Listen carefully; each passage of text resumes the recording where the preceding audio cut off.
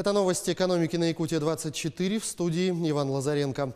Строительным компаниям разрешат достроить жилые дома без использования эскроу-счетов. Об этом заявил председатель правительства России Дмитрий Медведев.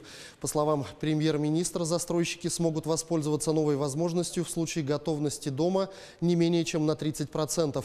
При этом не менее 10% квартир в доме должно быть продано по договорам долевого участия в строительстве. Медведев также поручил вице-премьеру Виталию Мутко в ручном режиме завершить строительство объектов тех застройщиков, которые не попали под действие распоряжения о новой схеме финансирования долевого строительства. Он также напомнил, что с 1 июля 2019 года все застройщики должны перейти на использование счетов эскроу при продаже квартир, что должно предотвратить появление новых обманутых дольщиков. Средства, которые покупатели квартир будут перечислять застройщику согласно новым правилам, будут поступать на специальный банковский счет, доступ к которому строительные компании будут получать после завершения строительных работ и передачи жилья покупателям. Вице-премьер Дмитрий Козак поручил Минпромторгу подготовить меры по введению требований закупать российское оборудование при реализации нацпроектов. А Федеральную антимонопольную службу и Минфину предложение по возможным преференциям при его приобретении.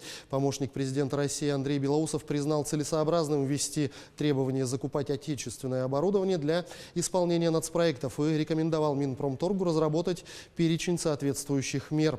По данным, должно быть подготовлены списки российского оборудования, которые подходят для реализации нацпроектов. При этом возможность воспользоваться зарубежной техникой планируется оставить на случай, если не найдется российских аналогов такого же качества. Напомню, до 2024 года в России планируется реализовать 12 нацпроектов и комплексный план модернизации и расширения магистральной инфраструктуры, чтобы достичь целей, поставленных в майском указе президента Владимира Путина. На это предполагается потратить 25 триллионов 700 миллиардов рублей. Экономисты Международного валютного фонда назвали необходимые условия для экономического роста развивающихся стран, к которым относится и Россия. По их словам, для этого нужна активная промышленная политика. И такого стандартного набора, как улучшение бизнес-климата, государственных институтов, инфраструктуры и поддержание макроэкономической стабильности недостаточно.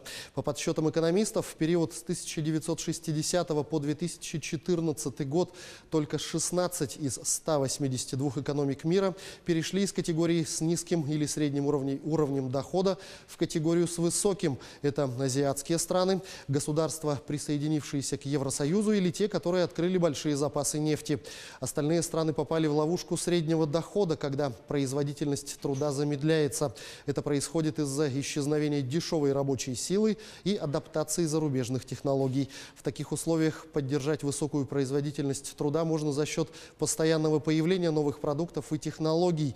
Именно поэтому важным критерием оценки состояния экономики государства является сложность ее экспорта.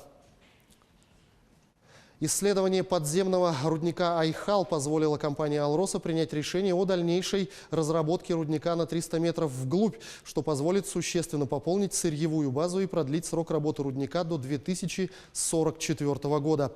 Объем капиталовложений составит до 10 миллиардов рублей. Реализация проекта позволит пополнить сырьевую базу горно-обогатительного комбината и компании «Алроса» почти на 20 миллионов каратов, а также ежегодно поддерживать уровень добычи в объеме 500 тысяч тонн руды до 2044 года.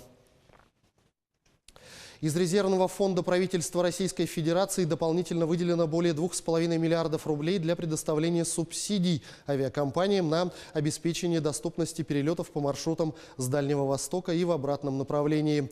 Выделенные средства доведены до авиакомпаний. Накануне авиакомпания «Аэрофлот» возобновила продажу билетов по субсидируемым тарифам на рейсы в города Дальнего Востока. Ранее авиакомпания прекратила перевозки по субсидируемым направлениям, так как средства госбюджета по этим программам полностью были освоены. Таким образом, приобрести льготные авиабилеты можно на рейсы всех участвующих в программе авиакомпаний. Стоит отметить, что в 2018 году по инициативе Минвостокразвития был принят ряд мер по поддержке доступности воздушных перевозок на Дальний Восток, в центральную часть страны и в обратном направлении. Так, в ноябре прошлого года внесены изменения в программу субсидирования авиаперелетов. Она стала действовать круглый год. В программу вошли 64 4 новых маршрута.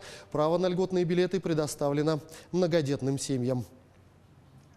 На этом пока все. Оставайтесь в курсе экономических событий на Якутия-24.